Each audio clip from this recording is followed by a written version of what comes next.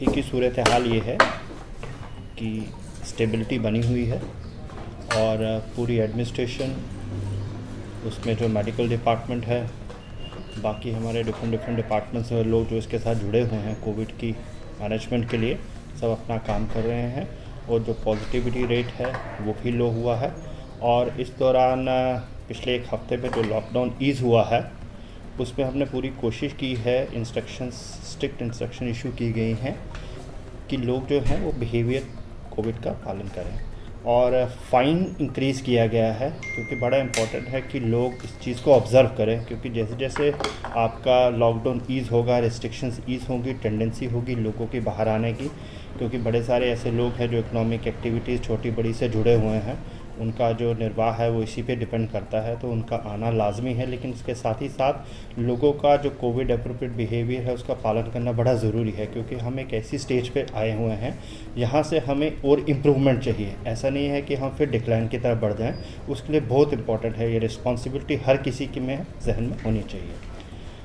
हमारे पास अभी active cases जो हैं वो 1097 हैं, जिसमें से 35 ही ऐसे केसेस हैं जो इसमें हॉस्पिटल में ट्रीटमेंट ले रहे हैं, जिसमें से 24 हमारे जीएमसी डोडा में हैं, बाकी हमारे बाकी हॉस्पिटल्स में हैं, तो उनका अच्छे तरीके से इलाज हो रहा है। होपफुली वो भी सेहतयाब होकर वापस जाएंगे।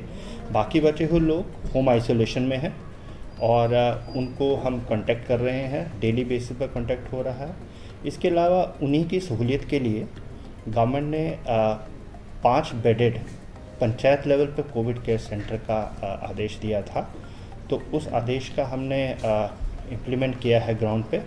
और फास्ट ट्रैक पे हर पंचायत में 5 बेडिंग्स और बाकी जो मटेरियल होता है उसमें मेडिकल का कुछ मटेरियल है और बाकी चीज़ें हैं वो सारी इस समय इन प्लेस हैं। उस चीज़ को हमें कोशिश कर रहे हैं कि बड़े सुनिश्चित रूप से वो चलें। कल मैंने कुछ एरियाज़ का विज़िट किया था ये देखने के लिए कि क्या वहाँ पे एक पहली चीज़ तो फैसिलिटीज़ मौजूद हैं कि नहीं है, दूसरी चीज़ है जिनको उनको देखरेख करनी है, उसके लिए हमने panchayat level Covid management committees बनाई थी और उसमें पंच, सरपंच, आपके आंगनवाड़ी, जो भी गांव से जुड़े हुए लोग हैं जो वहीं पे रहते हैं वो उसकी मैनेजमेंट करें, ताकि एक ऑनरशिप हो सेंटर की कभी भी जब भी ज़रूरत पड़ती है, क्योंकि उनको पता है कि कौन सा पॉजिटिव है, कौन सा सस्पेक्ट है, उसको घर में रिक्वायरमेंट ज़रूरत है कि नहीं, तो उसको वहाँ शिफ्ट किया जाता है। अच्छी फैसिलिटी वहाँ क्रिएट किए है और मुझे अच्छा लगा उनसे बातचीत करने में। कोविड जो मैनेजमेंट कमेटी है वो भी एंथुजियास्टिक है, उन्होंने अच्छी तरह उसको टेक ओवर किया है। सिमिलर इंस्ट्रक्शन मैंने थ्रू आउट डिस्ट्रिक्ट्स सभी मेडिकल टीम को और एसडीएम्स और इन सभी को दी है कि अपने अपने एरियाज़ में इन सेंटर को मॉनिटर करें, इन सेंटर को विज़िट करें। सेंटर खाली भी रहते हैं, कोई दिक्कत नहीं, बड़ी अच्छी बात होगी कि हमारे यहाँ कोई ऐसा केस ही ना आए, लेकिन अगर कोई केस ऐसा आता है तो उस केस को अच्छी तरीके से उसकी देखभाल वहाँ की जाए, ताकि वो वापस एहतियात होकर अपने घर चला जाए, उसको हॉस्पिटल आने की ज़रूरत ना पड़े। इसके साथ ही साथ सिस्टम्स हमारे चलने चाहिए। डेवलपमेंट एक्टिविटीज़ के लिए गो हेड किया गया है और ये बड़ा एक इम्पॉर्टेंट एस्पेक्ट है, क्योंकि हमारी जो डेवलपमेंट पेस है वो स्लो नहीं होनी चाहिए। इसके साथ ही साथ हिदायत ये भी दी गई हैं, वो जो भी इम्प्लीमेंटिंग एजेंसी है, पीडब्ल्यूडी है, पीएमडीएसवाई है, रूरल डेवलपमेंट है, और जो लोग इससे जुड़े हैं उनको इस चीज़ का पूरा पालन करना है। सोशल डिस्टेंसिंग, अपनी टेस्टिंग करवाने का हमने उनको कहा कि सभी का टेस्टिंग हुआ जाए, ताकि कोई ऐसा केस बीच में ना रहे जिसमें ट्रांसमिशन आगे पॉसिबल है। तो लोग अपना काम करें, लेकिन काम पूरी प्रिकॉशंस के साथ करें ताकि ये चीज़ आगे ना फैले। इसके अलावा बाकी चीज़ें स्टेबल हैं, हमारा ऑक्सीजन बिल्कुल स्टेबल है इस समय। हम और ऑगमेंट कर रहे हैं, उसके साथ ईरा के साथ बातचीत हो रही है, वो गंदों में एक हमारा प्लांट सेटअप हो रहा है। उसके अलावा डोडा में फर्दर ऑगमेंटेशन है, 750 का एक लग चुका है। होपफुली अगले हफ्ते 10 दिन में एक और 750 एलपीएम का प्लांट भी हम स्टार्ट कमीशन करना शुरू कर रहे हैं, उसका कुछ मटेरियल अभी ट्रांजिट में है। उसके अलावा गंदों के अलावा भद्रवा में भी हमने 1000 एलपीएम का डीपीआर सबमिट की है मेडिकल डिपार्टमेंट ने। तो इन सब को देखते हुए एक पोजीशन अच्छी उभर के आ रही है। सिर्फ यही अपील है लोगों से कि ये लोग अपना जो कोविड है उसके लिए सतर्क रहें, अलर्ट रहें और सब चीज़ों का पालन करें।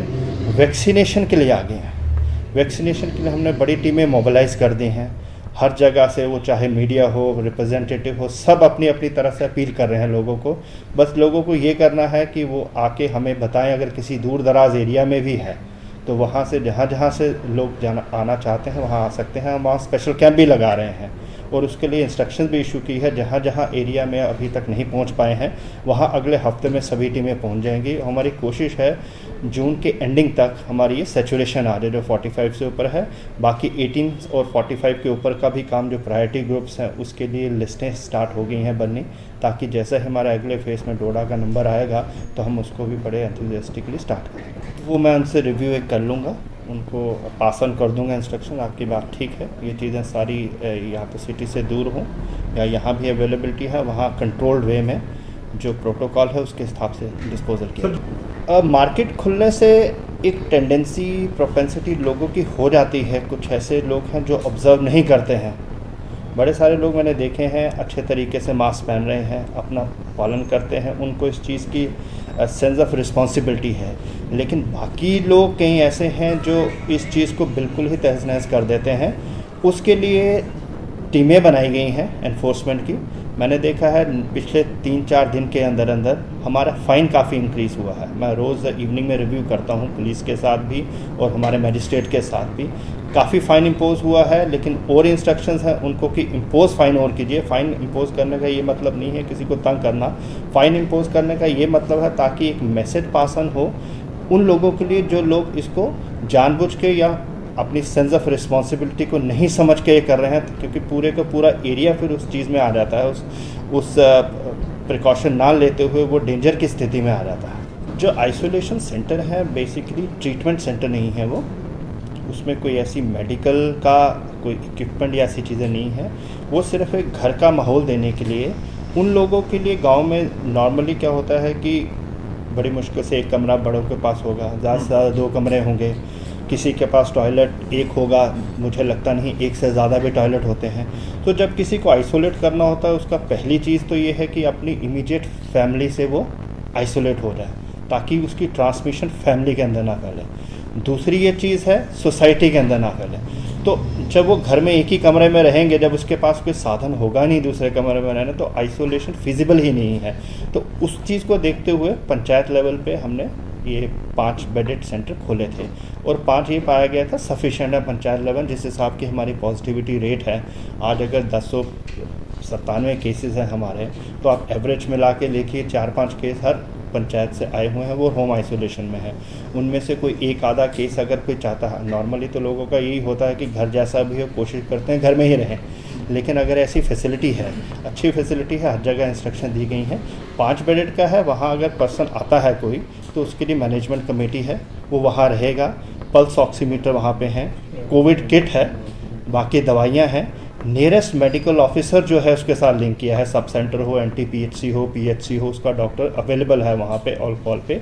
दूसरा जो जहाँ मैनेज करती हैं आशाज, आंगनवाड़ी वर्कर, उनकी इस समय ट्रेनिंग चल रही है कि रैट टेस्टिंग किस तरीके से हो।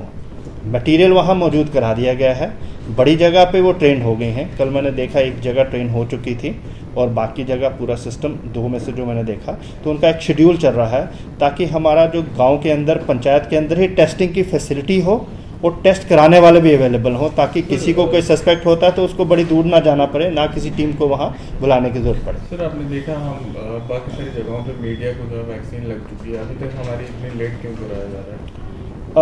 मीडिया की एक ऑप्शन जो मुझे बताया गया था कि उधमपुर में एक लगा था, लेकिन फिर बाद में यही पता चला क्योंकि दूर पड़ता था आपको, तो शायद उसका वो हो नहीं पाया। लेकिन यहाँ पे प्रायोरिटी ग्रुप की लिस्ट ऑलरेडी सबमिटेड है और जैसे ही डोडा में 18 से 45 का आएगा, क्योंकि आप लोग सभी उसी कैटेगरी में फॉल करते हैं, 45 से ऊपर तो रेयरली मिलेगा, तो उसमें आपको प्रायोरिटी पे किया जाएगा, क्योंकि आपका सबसे वल्नरेबल, आपका एक वल्नरेबल ग्रुप है सबसे ज़्यादा।